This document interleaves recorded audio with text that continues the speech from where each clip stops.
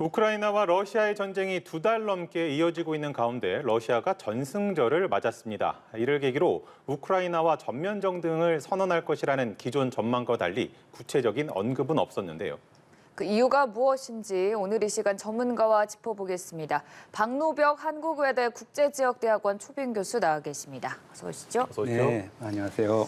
앞서 연설이 있기 전에 전면전을 선포할 것이다 아니면 종전선언이 나올 수도 있다 여러 예측들이 있었는데 특별한 메시지는 없었습니다. 그 이유는 뭐라고 보시나요? 네, 지금 그 2달 넘게 진행되고 있는 이제 전투 상황이 그렇게 이제 푸틴 대통령이나 러시아가 생각하는 것보다 진전이 없고 또 앞으로 그 2단계 계획을 계속 추진하겠다는 그런 의지가 있기 때문에 이번은 아마 국민 여론 또는 국민의 지지를 또 강화하는 국내 행사로 좀 축소한 것 같습니다.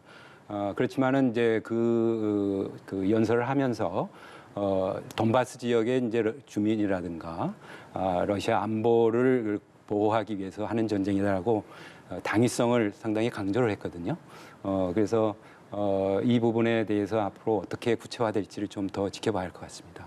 여러 당위성을 언급했던 연설이었던 것 같은데 그중에 하나가 또 서방에 대한 선제적인 대응이다. 이 침공의 이유를 서방의 탓으로 좀 돌렸습니다. 네, 아무래도 이제 먼저 그 우크라이나를 침공해가는 입장에서 보면 나토가 그 러시아가 제안하는 안보 관련되는 제안을 경청하지 않았다라고 해서 상대방한테 아무래도 책임을 돌려야 국민들한테 지지를 받을 수 있기 때문에 그런 얘기를 한 것 같습니다만은 좀 더 두고 봐야겠습니다. 결과가. 이 열병식의 그럼 내용을 조금 더 짚어보자면 네. 원래 공군의 퍼레이드가 있을 것이라고 많은 얘기들이 나왔는데 취소가 됐어요. 공식적으로는 날씨 때문이라고 했는데 네. 그 이유가 맞는지요? 그 퍼레이드 중에 이제 저도 이제 참석해 보면은 굉장히 그 전투기들을 여러 대형으로 많이 이제 국민들한테 보여주고 이 육해 공군 그런 삼각 이렇게 종합적인 그런 그 모습을 보여주거든요. 근데 이번에 빠진 것은 날씨가 그렇게 나빠 보이지는 않아 보여요. 그 조금 구름이 낀 건 사실인데 뭐 그것도 이유가 있겠습니다만은 그 전쟁을 너무 이렇게 그 많이 하는 모습을 보여주지 않아도 되지 않냐 하는 약간 제한전의 메시지를 좀 담고 있지 않냐는 생각도 조금 저는 개인적으로 들었습니다.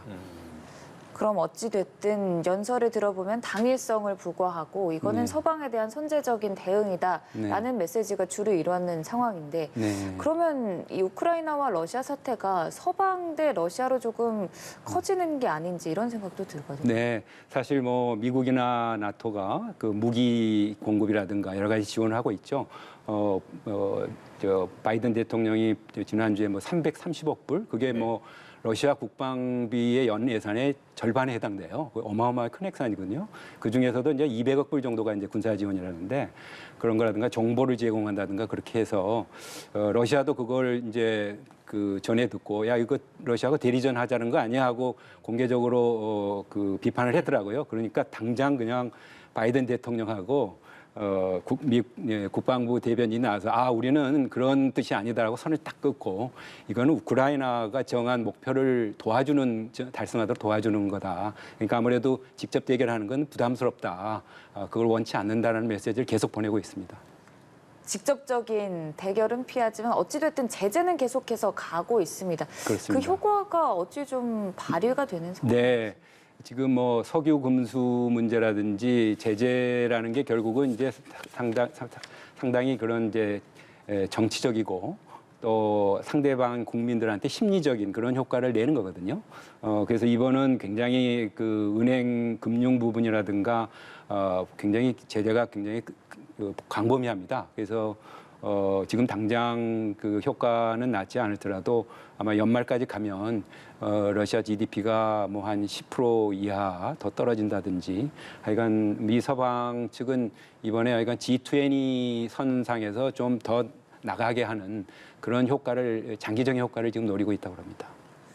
표면적으로는 러시아와 우크라이나의 전면 대결 상황 속에서 일단 푸틴 대통령과 젤렌스키 대통령이 서로를 나치주의라고 지금 묘사를 하는 상황이거든요. 네, 네, 맞습니다. 아무래도 이제 정된 당사자다 보니까 상대방을 이제 비난을 해야겠죠. 이제 차이점이 있다면 이제 푸틴 대통령은 안보, 신나치, 척결 뭐 이런 중심으로 프레임을 잡고 있는데 반해서 젤렌스키 대통령은 자유 그리고 승리가 보장됐다 뭐 이런 약간의 좀 당당한 프레임을 가지고 있어서 결국은 이 어떤 적합점이 보이지 않기 때문에 결국 장기전의 소모전이 불가피하다라는 그런 생각이 좀 더 듭니다. 장기전이라는 말씀은 그렇다면 네. 이 러시아와 우크라이나 사태가 어느 정도까지 길어질 것이라고 전망하시나요? 네, 그 굉장히 어려운 질문이신데요. 사실 그 이제 전쟁을 하다 보면 이제 뭔가 목표가 나와야 하지 않겠습니까? 근데 이제 본래 푸틴 대통령 러시아는 굉장히 큰 계획을 가지고 있었던 것 같아요.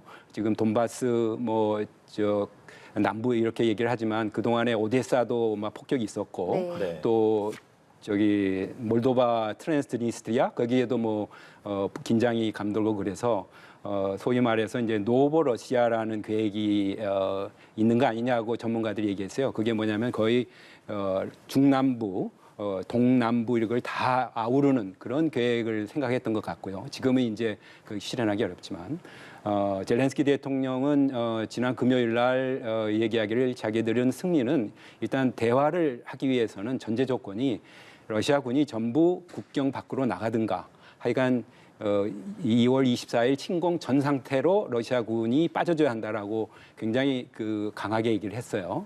그래서 그런 걸 보면은 그 당장 어떤 그런 정치적으로 타결할 수 있는 여건이라든가 조건이 서로 굉장히 격차가 있습니다. 그래서 군사 전문가들은 보기에는 지금 이제 돈바스에서 그냥 치열하게 이제 접경 중인데 뭐 러시아가 지금 많은 여러 가지 공급도 받고 있지만 서방이 또 만만치 않게 지금 대공 하포라든지 굉장히 GPS라든가 이런 현대식으로 무장된 무기를 주고 있어요. 그래서 러시아군 지금 군사력이 한 조금 소진되는 거 기간을 보면 한 2주에서 앞으로 4주가 상당히 이번 2단계의 중요한 고비가 될 거다. 그러면서 아마 이제 좀 정리를 하려는 게 푸틴 대통령 생각이 아닌가 그런 생각이 좀 듭니다. 네, 생각보다 너무나도 길어지고 있는데요. 전승절을 계기로 또 이 사태와 관련해서 조금 더 자세한 얘기 들어봤습니다. 박노벽 한국외대 국제지역대학원 초빙 교수와 함께했습니다. 고맙습니다. 네, 감사합니다.